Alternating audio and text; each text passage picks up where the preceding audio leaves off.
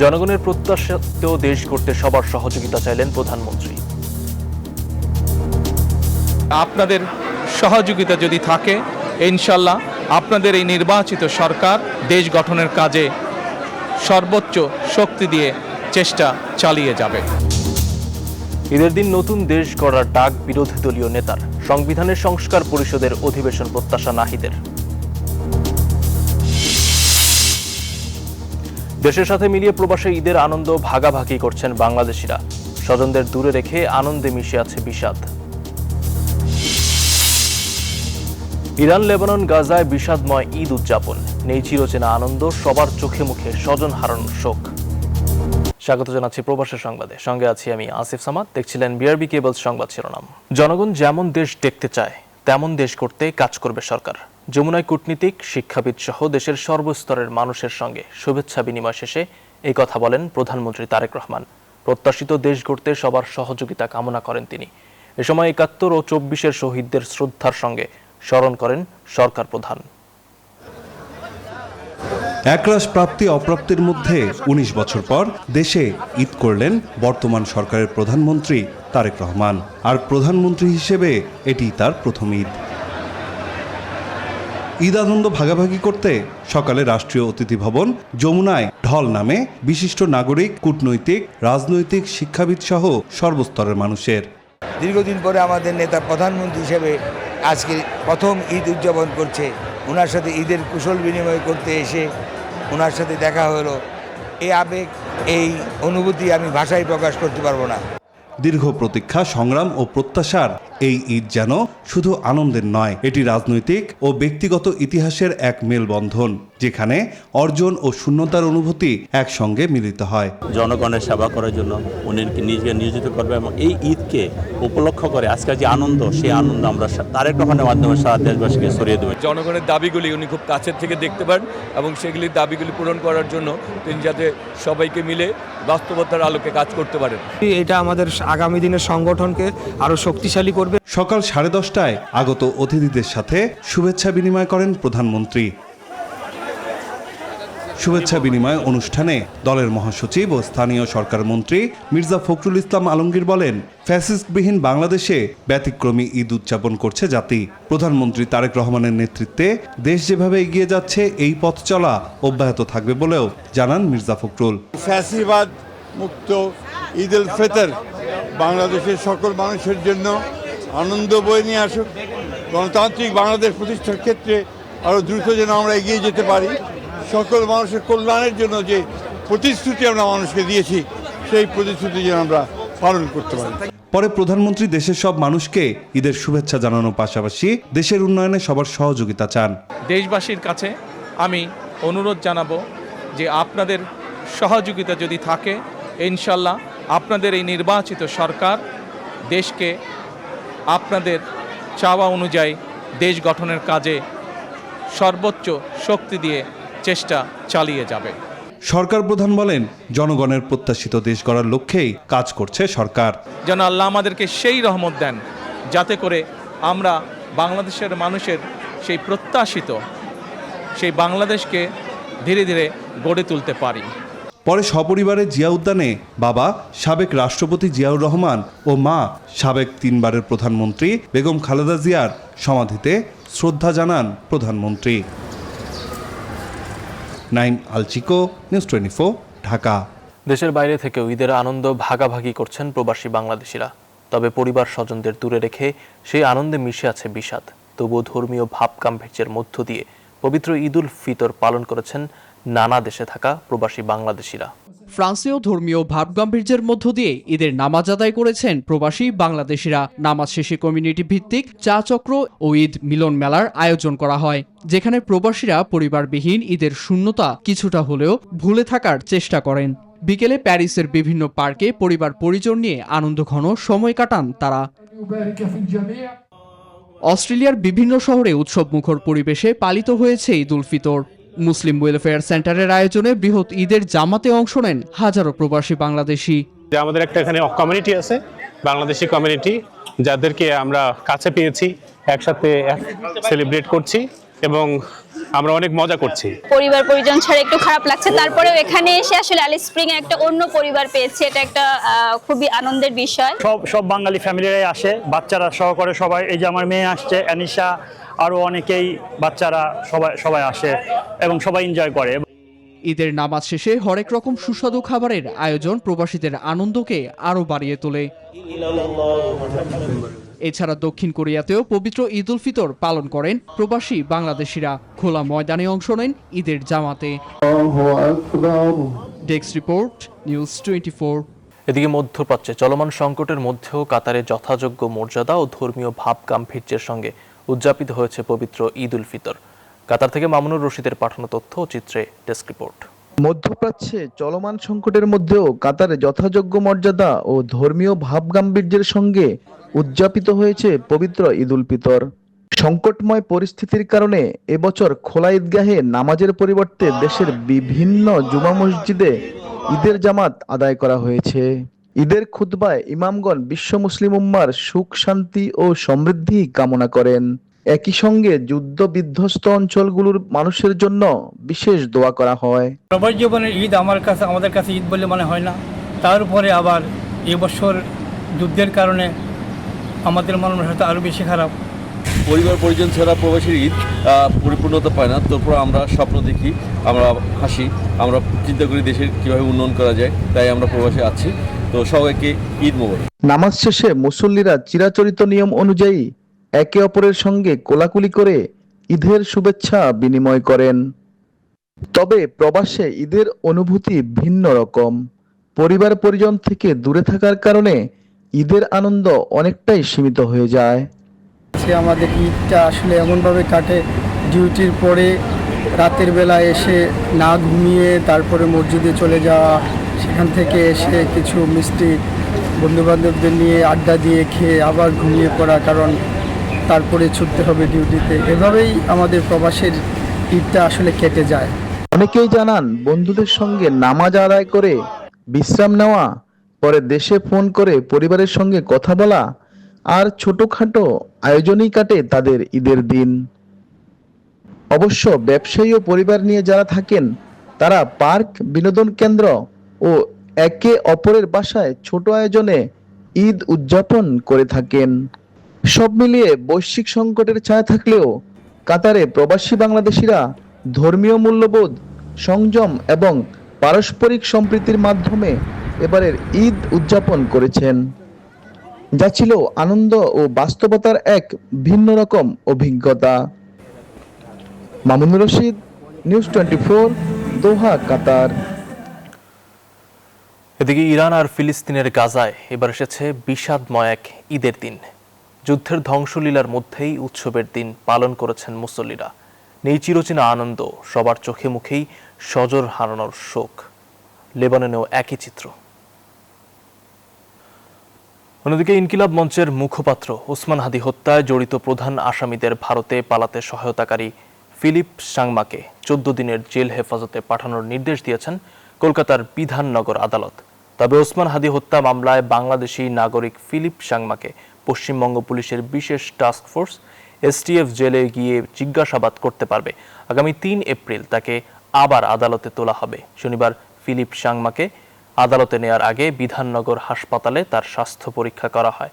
পরে তাকে electronic complex থানার লকআপে রাখা হয় এবং সেখান থেকে দমদম কেন্দ্রীয় কারাগারে পাঠানো হয়। ভারতে ঈদের নামাজকে কেন্দ্র করে পুলিশের সঙ্গে বাকবিতণ্ডায় সাময়িক উত্তপ্ত হয়ে উঠল কলকাতার একাংশ। নামাজিদের অভিযোগ, জলকাতার মধ্যে পবিত্র ঈদের নামাজ আদায় করা সম্ভব নয় বলেই সড়কে নামতে বাধ্য হন তারা। অন্যদিকে পুলিশের দাবি, ব্যস্ত সড়ক বন্ধ করে নামাজ পড়া ন্যায়সঙ্গত না। ভারী বৃষ্টিপাত থেকে পানি জমে কর্দমাক্ত জামাতের ময়দান। স্থানীয় সময় শনিবার পবিত্র ঈদ উল ফিতরের প্রধান জামাত হওয়ার কথা ছিল ভারতের পশ্চিমবঙ্গের বিধাননগরের সেন্ট্রাল পার্ক মেট্রো স্টেশন পাশে নজরুল উদ্যানে। পরিস্থিতি বিবেচনায় ইমাম খুরশিদ আলম নবী নিকটবর্তী সড়কের সেতুর নিচে নামাজ পড়ার প্রস্তাব দেন। প্রয়োজনীয় ব্যবস্থা নিতে পুলিশের কাছেও আবেদন জানানো হয়, যা নাকচ করে দিয়ে পুলিশ জানায় সড়কে নামাজ পড়ার সরকারি অনুমতি নেই। এবং নির্বাচন কমিশনের নির্দেশ অনুযায়ী রাস্তা অবরোধ নিষিদ্ধ, আর এতেই শুরু হয় বাকবিতণ্ডা। উত্তপ্ত পরিস্থিতিতে প্রায় 700 মুসল্লি রাস্তায় নামাজ আদায়ের প্রস্তুতি নেন, যার কারণে পুলিশ পরিস্থিতি নিয়ন্ত্রণ রাখতে ব্যারিকেড দিয়ে যান চলাচল ঘুরিয়ে দেয়। নামাজ সম্পন্ন হলেও মুসল্লিদের অভিযোগ, প্রশাসন বৃষ্টির সম্ভাবনা জেনেও নেয়নি কোনো কার্যকর পদক্ষেপ। পুলিশ বলছে এই রাস্তায় নামাজ পড়তে দেবে না, ঈদের মাত্র 8 ঘন্টা নামাজ আমাদের। প্রশ্ন ওঠে প্রশাসন ও স্থানীয় আইন প্রণেতাদের দ্বিচারিতা নিয়েও। যদিও ইমাম খুরশিদ আলম নবী বলেন, রাস্তা অবরোধ করে নামাজ পড়া ঠিক নয়, কিন্তু মাঠে জল জমে থাকার কারণে সময় নষ্ট না করে এই সিদ্ধান্ত নিতে বাধ্য হয়েছেন। রাস্তা নামাজ সম্পন্ন হয় না, আর এটা করাও ঠিক নয়। আমি এরকম সমস্যা হয়ে গেছে যে যেখানে নামাজ পড়া হয় ওখানে পুরো বৃষ্টি, তা এখানে একটু পারমিশন নেওয়া হয়েছে, হাফ রাস্তা খুলে আপনারা করুন। এছাড়া পশ্চিমবঙ্গের বিধানসভা নির্বাচনের আগে এই ঘটনা কিছুটা নেতিবাচক প্রভাব ফেলতে পারে বলেও মত অনেকের, যদিও কলকাতার অন্যত্র নামাজ নিয়ে কোনো অভিযোগ ওঠেনি। ভাস্কর সর্দার, নিউজ 24, কলকাতা। দর্শক, যেমনটি জানাচ্ছিলাম, ইরান আর ফিলিস্তিনের গাজায় এবার এসেছে বিষাদময় এক ঈদের দিন। যুদ্ধের ধ্বংসলীলার মধ্যেই উৎসবের দিন পালন করেছেন মুসল্লিরা। নেই চিরচেনা আনন্দ, সবার চোখে মুখেই স্বজন হারানোর শোক। অন্যদিকে লেবাননেও একই চিত্র দেখা গেছে। ঈদ মানে আনন্দ, ঈদ মানে খুশি, ঈদ মানে পরিবার নিয়ে ঘুরে বেড়ানো। তবে এবারের ঈদে ইরানের চিত্র একেবারেই ব্যতিক্রম। রাস্তাঘাটে সুনসান নীরবতা, যেন প্রাণহীন এক শূন্যতা। বছর ঘুরে ঈদ এলেও আনন্দ আসেনি ইরানিদের মনে। যুক্তরাষ্ট্র ইসরায়েলের হামলায় প্রাণ হারানোর ভয়ে কাটছে দিন। পর্দার আড়ালে লুকিয়ে আছে এক অদেখা অজানা ভয়াবহতা। দেশের ভেতরকার পরিস্থিতি এতটাই নাজুক যে বাস্তবতার কোনো চিত্রই তুলে ধরতে পারেনি গণমাধ্যম। এদিকে ফিলিস্তিনের গাজায়ও নেই ঈদের আমেজ, চারপাশে শুধুই নীরবতা। ঈদের আনন্দ প্রিয়জনদের নিয়ে কাটানোর কথা থাকলেও নূর আল সুরুকের কেটেছে কবরের পাশে। 2 বছরের বেশি সময় ধরে চলা যুদ্ধে পরিবারের বেশিরভাগ স্বজন হারিয়ে এ চিত্র এখন গাজার প্রায় প্রতিটি ঘরের। আমরা 2 বছর যুদ্ধ ও কঠিন দিন পার করেছি। আমাদের সন্তানদের জন্য একটি সুন্দর ঈদের অপেক্ষায় ছিলাম। এই বছরের ঈদটা আমাদের জন্য সবচেয়ে খারাপ, কারণ আমরা আমাদের খুব প্রিয় একজনকে হারিয়েছি। যুদ্ধে বিধ্বস্ত লেবাননের চিত্র বেশ করুণ। ঘরবাড়ি হারিয়ে আশ্রয় কেন্দ্রে এবারের লেবানিজদের ঈদও বেশ সাদামাটাভাবে কেটেছে। এর মধ্যে ঈদের দিনও ইসরায়েলি হিংস্র থাবা থেকে তাদের রেহাই মেলেনি। ঈদের কথা মুখেও আনা যায় না, আছে শুধু এক জায়গা থেকে আরেক জায়গায়, খারাপ থেকে আরো খারাপের দিকে যাওয়া। এ দেশগুলোতে অশান্তির আগুন জ্বালিয়ে দিয়ে লাখো মানুষের ঈদের আনন্দ কেড়ে নেওয়ার পেছনে দায়ী হিসেবে উঠে আসছে ইসরায়েল ও যুক্তরাষ্ট্রের নাম। আফরিন মৌ, নিউজ 24। ঈদের দিন ঐতিহ্যবাহী সামাজিক ও রাজনৈতিক মিলন মেলা ও রাষ্ট্রীয় আচার হিসেবে কূটনৈতিকদের সঙ্গে সৌজন্য সাক্ষাৎ করেছেন বিরোধী দলীয় নেতা ডক্টর শফিকুর রহমান। বেলা 11টায় মিন্টো রোডে তার বাসভবনে সাক্ষাৎ করতে আসেন বিভিন্ন দেশের কূটনীতিকরা। বিরোধী দলীয় নেতা আন্তরিকভাবে সবার সঙ্গে সৌজন্য সাক্ষাৎ করেন। ঈদ শুভেচ্ছা বিনিময়ের মাধ্যমে পারস্পরিক সম্পর্ক আরও দৃঢ় করার অঙ্গীকার করেন তারা। পরে বাসভবন প্রাঙ্গণে একটি গাছের চারা রোপণ করেন ডক্টর শফিকুর রহমান। পার্লামেন্টের শুরুতেই যারা সরকারি দলে আছেন দুঃখজনকভাবে সংবিধানের অজুহাত দিয়ে, দোহাই দিয়ে, যে সমস্ত যুক্তি দিয়ে জুলাই সনদকে ইগনোর করা হচ্ছে, গণভোটকে ইগনোর করা হচ্ছে, জাতি খুব হতাশ হচ্ছে, খুব ব্যথিত হচ্ছে। নিজ নিজ নির্বাচনী এলাকায় ঈদের নামাজ আদায় করেছেন বিরোধী দলীয় নেতা ডক্টর শফিকুর রহমান ও বিরোধী দলীয় চিফ হুইপ নাহিদ ইসলাম। রাজধানীর মণিপুর গার্লস হাই স্কুল মাঠে নামাজ পড়েন শফিকুর রহমান, আর বেরাইদ মাঠে নামাজ আদায় করেন নাহিদ ইসলাম। সংসদের সংবিধান সংস্কার পরিষদের অধিবেশন আহ্বান করা হবে এমন প্রত্যাশার কথা জানান তারা। সকালের আলো ফোটার সঙ্গে সঙ্গে রাজধানী জুড়ে পবিত্র ঈদুল ফিতরের নামাজের জামাতে সমাবেত হাজারো মুসল্লি। ঈদের এই আনন্দঘন পরিবেশে নিজ নির্বাচনী এলাকা রাজধানীর মণিপুর গার্লস হাই স্কুল মাঠে সাধারণ মানুষের সঙ্গে নামাজ আদায় করেন বিরোধী দলীয় নেতা ও জামায়াত ইসলামীর আমির ডাক্তার শফিকুর রহমান। নামাজ শেষে সর্বসাধারণের সাথে ঈদের শুভেচ্ছা ও কুশল বিনিময় করেন তিনি। জামায়াত আমির বলেন, সরকারের ব্যর্থতার কারণে এবারের ঈদ যাত্রা সুখকর ছিল না। বাড়তি ভাড়া আদায় আর মন্ত্রীর কথাবার্তা জনগণকে ভোগান্তিতে ফেলেছে। ভাড়া নিয়ে যে কেলেঙ্কারি হয়েছে আর সরকারের মন্ত্রী এই বিভাগের যে সমস্ত কথা এক এক সময় এক একটা বলেছেন, আমরা জাতি হিসাবে লজ্জিত। আমরা জানি না উনারা লজ্জিত অনুতপ্ত কিনা। জুলাই সনদ বাস্তবায়ন ও গণভোটের রায় কার্যকরের তাগিদও দেন জামায়াত আমির। মহান আল্লাহর দরবারে দোয়া করি, আল্লাহ যেন মজলুমের সহায় হন, জালিমের বিরুদ্ধে আল্লাহ যেন মজলুমকে সাহায্য করেন এবং শেষ পর্যন্ত মজলুমের বিজয়ী যেন আল্লাহ নিশ্চিত করে দেন। এদিকে রাজধানীর বেরাইদ বড় মসজিদ ঈদগাহে ঈদের নামাজ আদায় করেন বিরোধী দলীয় চিফ হুইপ নাহিদ ইসলাম। পরে কথা বলেন সাংবাদিকদের সঙ্গে। সংবিধান সংস্কার পরিষদের কার্যক্রম নিয়ে হতাশা প্রকাশ করেন তিনি। একটা তো আমাদের হতাশার জায়গা আছে যে সংবিধান সংস্কার পরিষদ সেটা হয়নি, যেটা এই নির্বাচনের পরে শুরুতে এটা হওয়ার কথা ছিল। আমরা আশা করব যে সামনে সংসদ অধিবেশন বসবে, সেই সংসদ অধিবেশনে সংবিধান সংস্কার পরিষদের সভাটি গুরুত্ব সহকারে আলোচনা হবে এবং সেই বিষয়ে একটা সুরাহা হবে, সংস্কার হবে।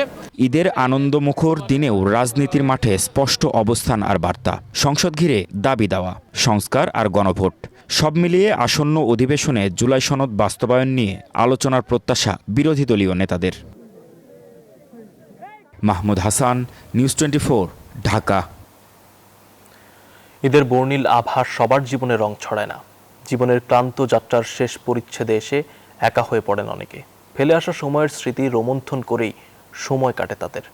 রাজধানীর প্রবীণ হিতৈষী সংঘে জীবন সায়ান হয়ে দাঁড়িয়ে থাকা এমন কয়েকজনের সঙ্গেই কথা বলে তাদের ঈদ উদযাপনের খবর জানাচ্ছেন সহকর্মী শাহ আলী জয়। নিঃসঙ্গতা মানুষের জীবনে এক অভিশাপের নাম, আর শেষ জীবনের নিঃসঙ্গতা যে কতটা যন্ত্রণার তা টের পান বৃদ্ধাশ্রমে থাকা মানুষরা। পরিবার আর স্বজনদের কাছ থেকে বছরের পর বছর দূরে থাকার বেদনায় কাতর এখানকার প্রবীণদের মনে ঈদ হয়তো নতুন কোনো আনন্দ যোগ করে না। এমন একজনের সঙ্গে কথা হয় প্রবীণ হিতৈষীর সঙ্গে, যিনি স্বামী হারিয়েছেন অনেক দিন আগে। 2 সন্তান দেশের বাইরে থাকেন জীবনের প্রয়োজনে। ভদ্রতা খাতিরে ফোন দিছে, আজকে তো ওদের ঈদ না, কালকে ঈদ হয়ে গেছে। বললো যে এখন কেমন আছো আম্মা এই পর্যন্ত। আমি যে আছি ভালোই মোটামুটি। যে নাতিটা ছোটোবেলায় যখন ছোট ছিল বুঝতো না, এখন বড় হয়ে গেছে, এখন আর বলে না। আমি এখন দিকে বড় হয়ে গেছে, এখন আর সে কিছু বলে না আমার দিকে। এবার যে আসছে কিছু বলে না, এখন সে তো 11:30, সে আর দিকে কিছু বলে না। বৃদ্ধ বয়সে একা থাকা কেউই উপভোগ করেন না, তারপরও বাধ্য হয়ে থাকতে হয় অনেককেই। আমাদের নিজের কাজ তো কিছু করতে হয়। আমাদের এই বয়সে কাজ করাটা ভীষণ কঠিন। যেখানে লাগবে 5 মিনিট সেখানে লাগে হয়তো 50 মিনিট।